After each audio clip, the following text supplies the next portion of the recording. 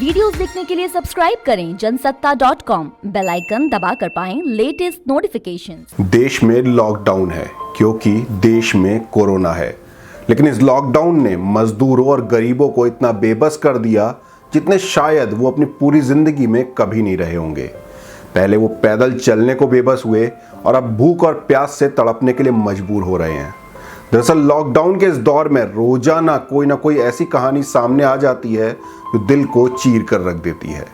ऐसी एक कहानी उत्तर प्रदेश के जौनपुर में रहने वाले आशीष विश्वकर्मा की है, जिनका परिवार किस्मत पर भरोसा करके मुंबई से यूपी के लिए रवाना तो हो गया, लेकिन मौत उनके आसपास ही घूमती रही।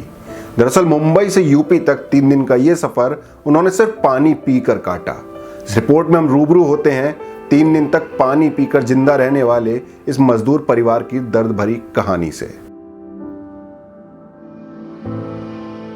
देश में कोरोना वायरस के मद्देनजर लगे लॉकडाउन का सबसे बुरा असर प्रवासी मजदूरों और उनके परिवारों पर पड़ा है।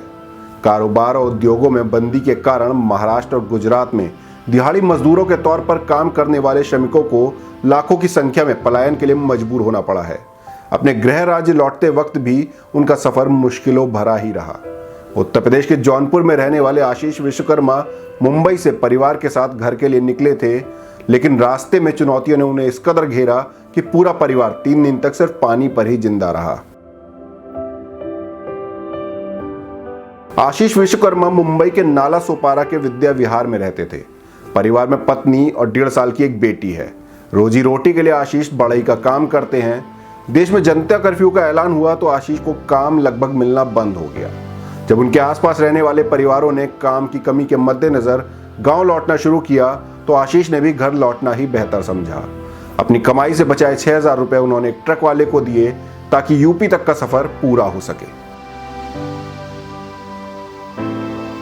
आशीष के मुताबिक पहले बताया गया था कि ट्रक में सिर्फ 35 लोग होंगे, लेकिन एकाएक ट्रक में 50 लोग भर गए।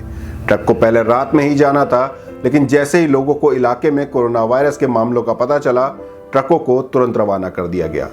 10 मई को मुंबई छोड़ने के बाद आशीष अपने पूरे परिवार के लिए खाना जुटाने में असफल रहे।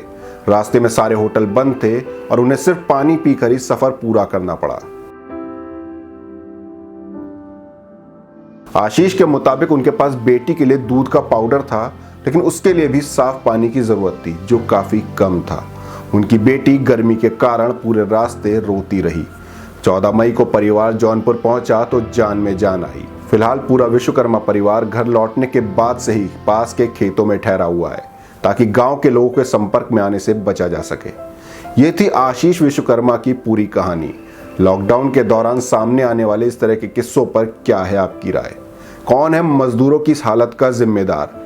क्या ऐसा कोई और तरीका था जिससे उन्हें इतनी परेशानी नहीं उठानी पड़ती? हमें कमेंट बॉक्स में जरूर बताएं। देश दुनिया की और भी खबरों से रूबरू होने के लिए बने रहिए जनसत्ता के साथ।